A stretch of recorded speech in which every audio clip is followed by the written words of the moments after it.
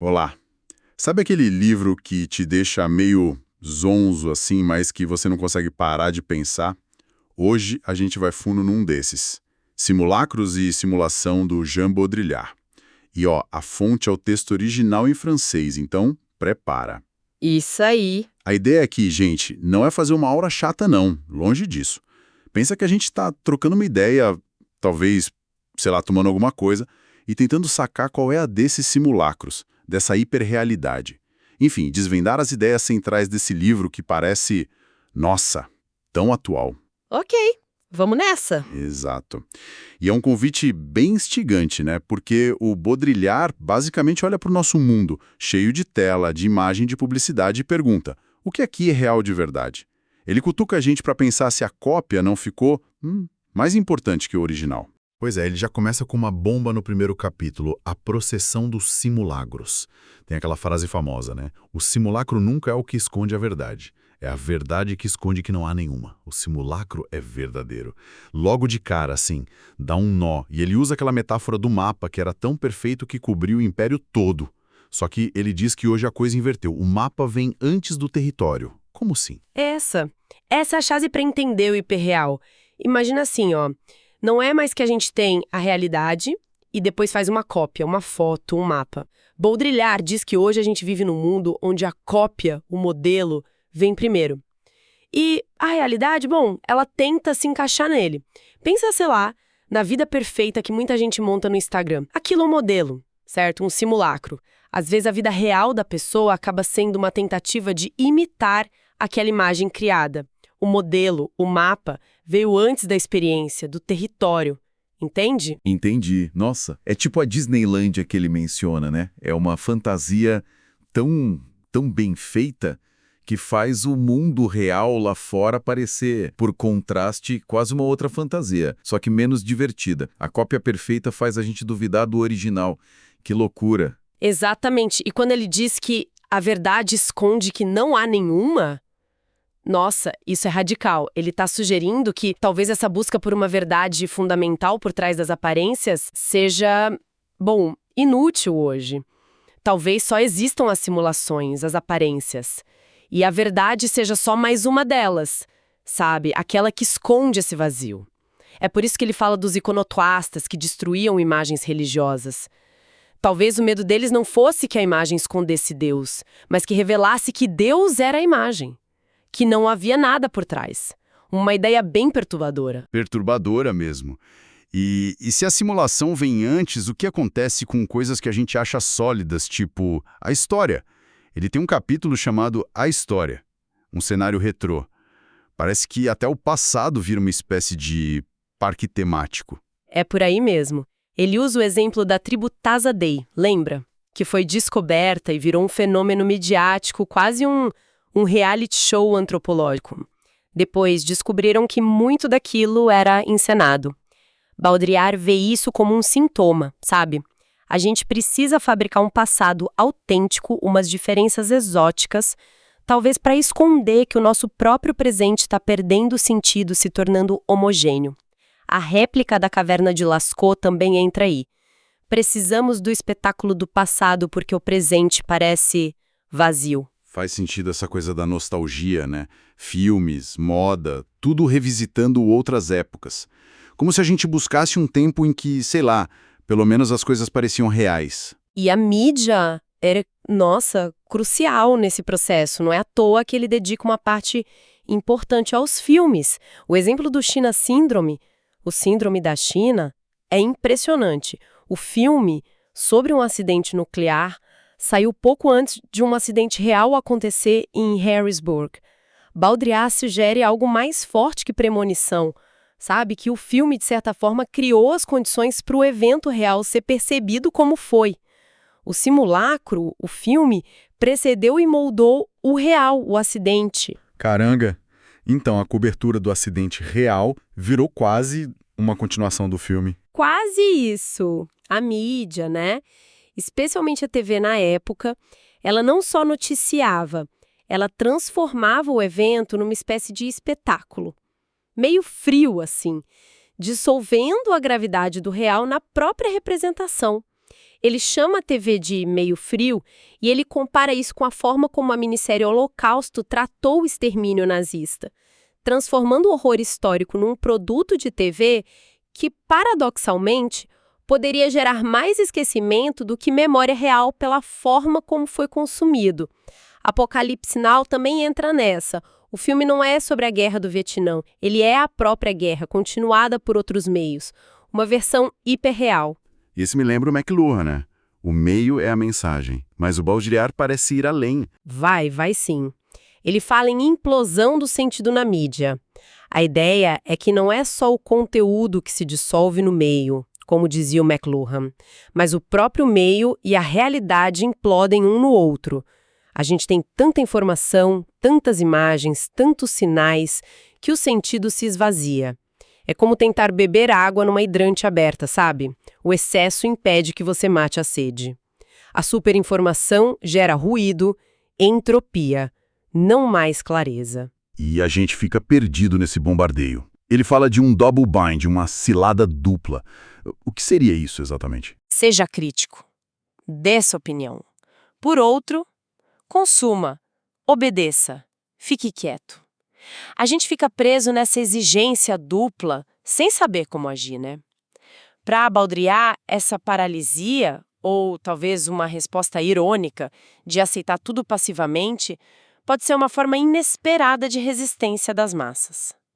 Não uma revolta ativa, mas um silêncio, uma recusa em participar desse jogo de sentido. Falando em jogo de sentido, a publicidade entra forte nisso, né?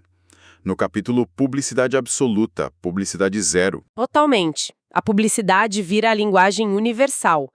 Ela se mistura com a política, com tudo. Ela não vende mais só produtos, ela vende a si mesma, o próprio espetáculo. Pensa naquelas campanhas com slogans que, bom, não dizem nada ou parecem absurdos, tipo beba com moderação vindo de quem vende álcool. Las Vegas é o ápice disso para ele. Uma cidade que é pura publicidade, um deserto de signos que apaga qualquer realidade por trás. É obscena no sentido de que tudo está na superfície, sabe? Não há nada escondido, nem mesmo o vazio. E essa ideia de simulação não para na mídia ou no consumo. Ela chega até nos espaços físicos, certo? Ele analisa o Centro Pompidou, o Belbourg lá em Paris. Sim, o efeito Belbourg. Ele vê aquele prédio todo exposto com canos e estruturas aparentes, não como um centro de cultura tradicional, mas como um monumento à própria simulação. É como se o prédio fosse um diagrama gigante dos fluxos de informação e controle. Entende? A cultura lá dentro vira quase secundária. A mensagem principal é o próprio edifício, um símbolo da hiperrealidade e da implosão cultural. A cultura se dissolve nesse grande circuito. As multidões que vão lá, para ele, não buscam tanto a arte em si, mas participam desse evento de massa, dessa catástrofe cultural, no sentido de um ponto de virada. E isso se conecta com os hipermercados, então? Exatamente. O hipermercado, assim como o Belbourg ou como os campos universitários mais afastados, são esses polos de simulação. São ambientes totais, controlados, onde tudo vira signo, as mercadorias, as pessoas. Até as câmeras de segurança são parte do cenário. Eles representam a desintegração da cidade e das funções, né? Comprar, socializar, tudo isso em espaços artificiais, operacionais, sem história. É a hiperrealidade construída. Nossa, essa lógica da simulação parece ficando cada vez mais íntima, chegando ao corpo, à própria identidade. Ele fala de clonagem, hologramas. Sim, em Clone Story e hologrames. A clonagem, para ele, é o pesadelo da identidade. A reprodução sem alteridade, sem o outro. É o fim da singularidade. O corpo transformado em código genético, informação pura, replicável infinitamente. Perde-se a aura, a unicidade. O DNA seria a prótese definitiva que substitui o corpo real. E os hologramas seriam a imagem perfeita, tão perfeita que matam a imaginação, a ilusão. É a transparência total, sem segredo, sem sombra. E aí tem a análise de Crash, o livro do Ballard. Sim. Isso parece levar essa ideia da tecnologia e do corpo ao extremo, né? Crash é fundamental para ele. Ali, a tecnologia, o carro, no caso, não é só uma ferramenta. Ela se funde com o desejo, com a morte, com o corpo. O acidente não é um desvio, é o clímax, é o sexo dessa nova realidade. As feridas se tornam erógenas, não é psicologia, sabe? É uma lógica fria, hiperreal, onde o humano se dissolve na máquina e na própria destruição. O livro retrata um mundo que já é essa fusão, não uma fantasia futurista e distante. Caramba! É muita coisa para digerir. Se tudo é simulação, se o real meio que se dissolveu, como fica a ideia de resistência? Dá para lutar contra isso? Ele fala de o resto, aquilo que sobra do sistema. O conceito de resto, le reste, é interessante. É aquilo que o sistema tenta excluir ou gerenciar. Os marginalizados, os resíduos, a poluição, até o inconsciente na psicanálise, né? O que sobra da consciência. Só que, paradoxalmente, o sistema precisa desse resto para se definir. E quando o sistema tenta abarcar tudo, socializar tudo, talvez o próprio social se torne o resto, algo vazio. Mas em termos de resistência, Baudrillard é bem pessimista no final. Como assim? Nos capítulos finais, tipo, sobre o niilismo. Ele argumenta que o sistema capitalista tardio é tão esperto que ele simula até a própria crise, a própria crítica. Qualquer forma de oposição é rapidamente absorvida e transformada em espetáculo, em mais um produto. Pensa como protestos viram notícia, depois camiseta, depois meme. O niilismo hoje, para ele, não é mais a vontade de destruir tudo. É essa transparência total, essa indiferença que vem da simulação constante, onde nada parece ter peso real. A crítica é neutralizada antes mesmo de acontecer. Então a gente vive numa espécie de Matrix sem saber, e até quem acha que está lutando contra ela pode estar só reforçando o sistema. É uma interpretação possível da visão dele, sim. O terrorismo, por exemplo. Ele tenta reintroduzir a morte real, o choque do real. Mas a mídia rapidamente transforma o atentado em imagens, em narrativa, absorvendo-o no fluxo da simulação. Baudrillard sugere quase ironicamente que talvez a única saída fosse uma patafísica dos simulacros.